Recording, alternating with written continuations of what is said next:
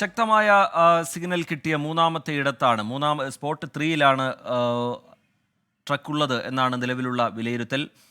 ലോറിയുടെ ക്യാബിൻ വേർപെടാൻ സാധ്യതയില്ല എന്നാണ് ഭാരത് ബെൻസുമായി സംസാരിച്ച ശേഷം അവർക്ക് മനസ്സിലാക്കാൻ കഴിഞ്ഞത്. ദൗത്യസംഘം നേരത്തെ മാധ്യമങ്ങളെ കാണുന്നുണ്ടായിരുന്നു. ഇന്നത്തെ വെല്ലുവിളികൾ, ഇന്ന് നേരിട്ട തിരിച്ചടികൾ, ഒപ്പം തന്നെ ഇന്ന് കണ്ടെത്തിയ വളരെ പ്രധാനപ്പെട്ട നിർണായകമായ വിവരങ്ങൾ അത് മാധ്യമങ്ങളുമായി അവർ പങ്കുവെക്കുന്നുണ്ടായിരുന്നു. ഒപ്പം തന്നെ നാളത്തെ ദൗത്യത്തിൻ്റെ ഏതാണ്ട് സ്വഭാവം എങ്ങനെയായിരിക്കും എന്നുള്ള കാര്യവും അവർ സൂചിപ്പിക്കുന്നുണ്ടായിരുന്നു. ഡൈവ് ചെയ്യാൻ പറ്റുന്ന സാഹചര്യമല്ല നിലവിൽ, സ്പോട്ട് 3-ലേക്ക് ഡൈവ് ചെയ്യാൻ പറ്റുന്ന സാഹചര്യമല്ല എന്ന് retired major general M Indrabalan വിശദീകരിക്കുന്നുണ്ടായിരുന്നു. ആത്മഹത്യാപരമായൊരു തീരുമാനമായിരിക്കും അത്.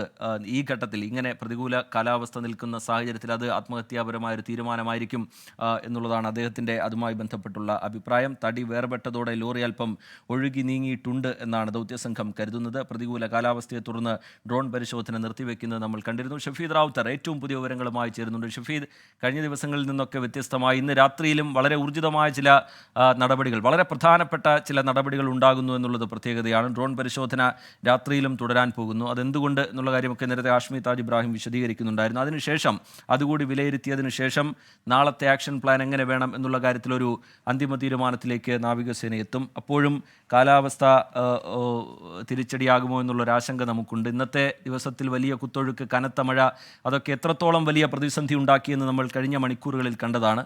വിവരങ്ങൾ എങ്ങനെയാണ്? നാളത്തെ ആക്ഷൻ പ്ലാൻ സംബന്ധിച്ചുള്ള വിവരങ്ങളുണ്ടോ ഷഫീദ്? റജിത്ത, ഇപ്പോഴും ഈ ശിരൂരിൽ പെരുമഴ തുടരുകയാണ്. ഞാനിപ്പോൾ നിൽക്കുന്ന ഈ സ്ഥലം, അത് നമ്മൾ കുറച്ച് മുൻപ് വിഷ്വൽ ഉറപ്പാക്കിയ സ്ഥലത്തിന് തൊട്ടടുത്താണ്. അവിടെ വലിയ മഴ, അത് ഈ കഴിഞ്ഞ കുറച്ച് മിനിറ്റുകളായി. ഇപ്പോൾ നമുക്ക് കാര്യമായ കാറ്റടക്കമുള്ള കാര്യങ്ങളുണ്ട്. ആ രീതിയിൽ കാലാവസ്ഥ പ്രതികൂലമാണ്. ഇനി ഈ രാത്രി എങ്ങനെ ഡ്രോൺ പരിശോധന നടത്തും എന്നതൊക്കെ വലിയ ചോദ്യമായി ഉയരുന്നുണ്ട്.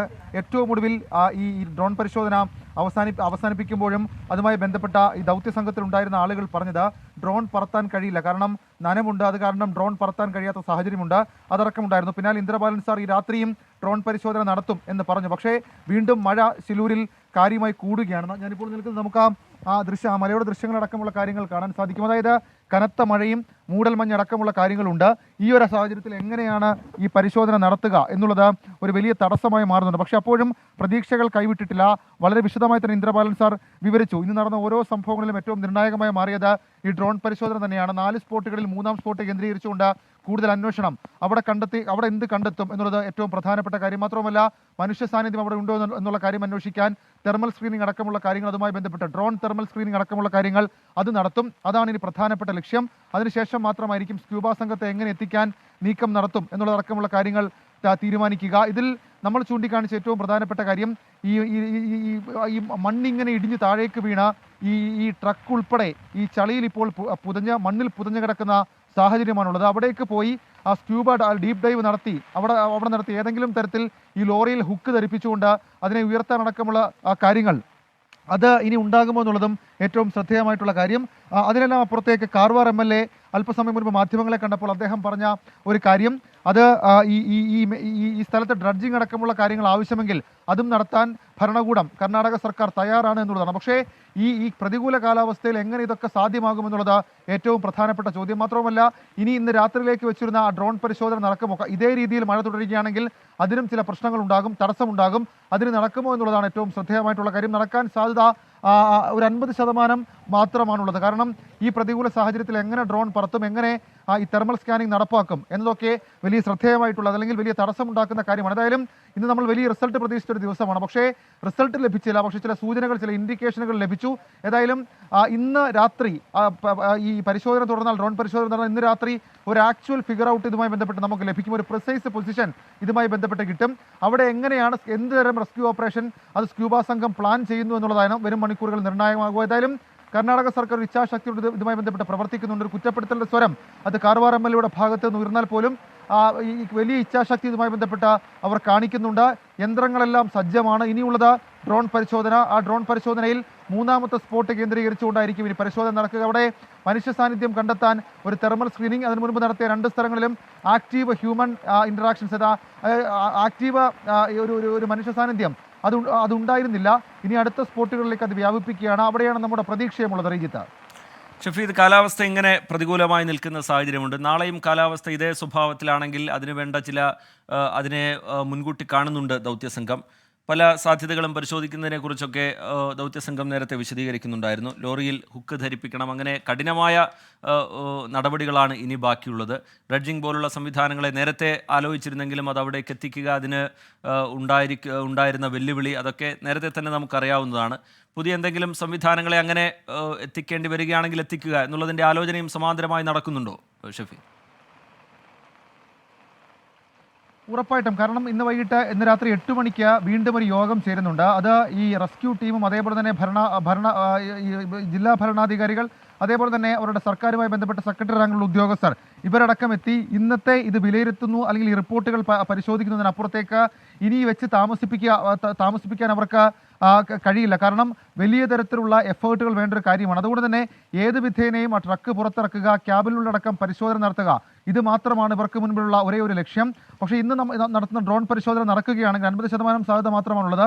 അത് നടക്കുകയാണെങ്കിൽ നമുക്കൊരു ഫിഗർ ഔട്ട് അതുമായി ബന്ധപ്പെട്ട് കിട്ടും. അതായത് ഇന്ന് ഇത്രയും നേരം പരിശോധിച്ചതിൽ 2 സ്പോട്ടുകൾ അവർ കണ്ടെത്തുകയും 2 സ്പോട്ടുകളിൽ ഈ ലോഹ സാന്നിധ്യം കണ്ടെത്തുകയും അവിടെ ഇതുമായി ബന്ധപ്പെട്ട പരിശോധനാ നടപടികളടക്കം നടക്കുകയും ചെയ്തു. ഇനിയുള്ളത് 3-ാം സ്പോട്ടാണ്. 3-ാം സ്പോട്ടിൽ ചില സംശയങ്ങൾ നേരത്തെ റഡാറിലടക്കം മാർക്ക് ചെയ്തതാണ് എന്നുള്ള വിവരം കൂടി വരുന്നുണ്ട്.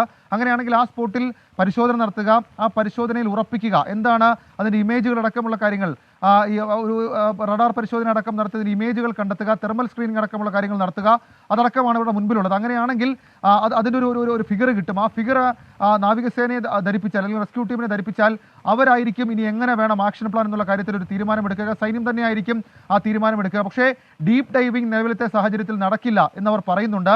അതിൻ്റെ കാരണം അത് നമ്മൾ പറഞ്ഞത് ചളിയിൽ പുതഞ്ഞിരിക്കുകയാണ്. ഒന്നാമത്തെ കാര്യം. രണ്ടാമത്തെ കാര്യം നദിയിലെ അടിയൊഴുക്ക്, അതേപോലെ തന്നെ നദിയിലെ ജലനിരപ്പ് ഉയരുന്നത്, ഇതടക്കം വലിയ വെല്ലുവിളിയായി മാറുന്നുണ്ട് രഞ്ജിത്ത്. ഷഫീദ് റാവുത്തറാണ് വിവരങ്ങൾ നൽകിക്കൊണ്ടിരിക്കുന്നത്. സ്പോട്ട് 3-ൽ നിന്ന് ഏറ്റവും ശക്തമായ സിഗ്നൽ ലഭിച്ച ഇടം കേന്ദ്രീകരിച്ചുള്ള പരിശോധന. അവിടെ ട്രക്കിൻ്റെ ക്യാബിൻ ഉണ്ട് എന്ന് വിലയിരുത്തപ്പെടുന്ന സാഹചര്യം. 5 മീറ്റർ താഴെയാണ്, കരയിൽ നിന്ന് ഏതാണ്ട് 50 മീറ്റർ അകലെയാണ് ഈ സിഗ്നൽ ലഭ്യമായിരിക്കുന്നത്. തടിയും ലോറിയും വേർപെട്ട് കഴിഞ്ഞിട്ടുണ്ട്. നിലവിൽ സ്പോട്ടിൽ നിന്ന് ഒരു മനുഷ്യ സാന്നിധ്യം കണ്ടെത്താൻ കഴിഞ്ഞിട്ടില്ല. അതിനുവേണ്ടിയുള്ള തെരച്ചിൽ ഏറ്റവും ഊർജിതമായ സാധ്യമായ എല്ലാ സംവിധാനങ്ങളെയും ഉപയോഗപ്പെടുത്തിക്കൊണ്ടുള്ള തെരച്ചിലാണ് അവിടെ നടക്കുന്നത്. ലോറിയിൽ ഉണ്ടായിരുന്ന തടി കെട്ടഴിഞ്ഞു പോയിട്ടുണ്ട് എന്ന് ദൗത്യസംഘം സ്ഥിരീകരിക്കുന്നുണ്ട്. തെർമൽ ഇമേജിങ്ങിൽ ജീവൻ്റെ സാന്നിധ്യം കണ്ടെത്താൻ കഴിഞ്ഞിട്ടില്ല.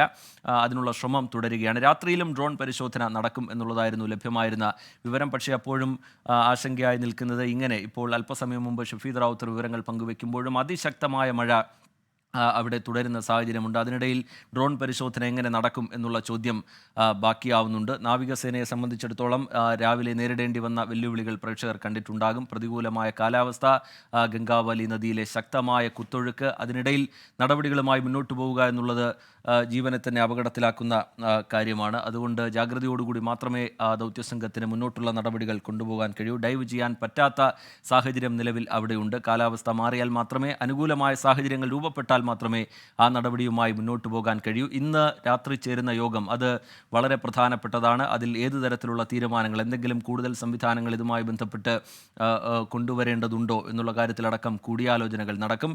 നിലവിൽ ലഭ്യമായിരിക്കുന്ന വിവരങ്ങൾ നേരത്തെ ഷഫീദ് ചൂണ്ടിക്കാട്ടിയതുപോലെ 10-ാം ദിനത്തിലെ തെരച്ചിൽ നമ്മൾ തുടങ്ങിയത് വലിയ പ്രതീക്ഷയോടുകൂടിയാണ്. ഇന്ന് ലോറി ഉയർത്താൻ കഴിയും, ലോറിയെ കണ്ടെത്തി എന്നുള്ള വിവരം മുതൽ ഇന്ന് ലോറി ഉയർത്താൻ കഴിയും എന്നുള്ള പ്രതീക്ഷയോടുകൂടിയാണ് നമ്മൾ തെരച്ചിൽ തുടങ്ങിയത്. പക്ഷേ വെല്ലുവിളികൾ ഏറെയുണ്ടായിരുന്നു. എങ്കിലും ഇന്നത്തെ ദിനം വളരെ പ്രധാനപ്പെട്ടതാണ്. ഈ തെരച്ചിലിൻ്റെ ഏറ്റവും പ്രധാനപ്പെട്ട ദിനങ്ങളിലൊന്നാണ് എന്ന് നിസ്സംശയം നമുക്ക് പറയാൻ കഴിയും. കാരണം വളരെ പ്രധാനപ്പെട്ട ഒരുപാട് വിവരങ്ങളാണ് ഇന്നത്തെ ദിനത്തിൽ പുറത്തു വന്നത്.